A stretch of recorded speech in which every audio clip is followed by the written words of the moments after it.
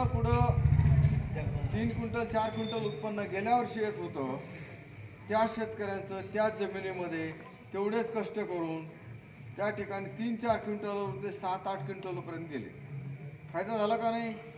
3 क्विंटलवर 7 क्विंटलवर गेलं, 8 quintal 4 quintal 8 क्विंटलवर गेलं, सारा दीडपट दुप्पट फायदा. त्याच्या पोराला बसताय घरा जातात मागे बसतात नव्हते जाऊ करावा द्यायला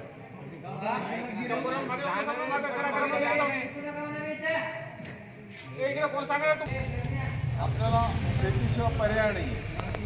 आपण म्हणतो सर नोकरी आमच्या जमतो, पण शेती हे मुख्य व्यवसाय आपला, नाही का?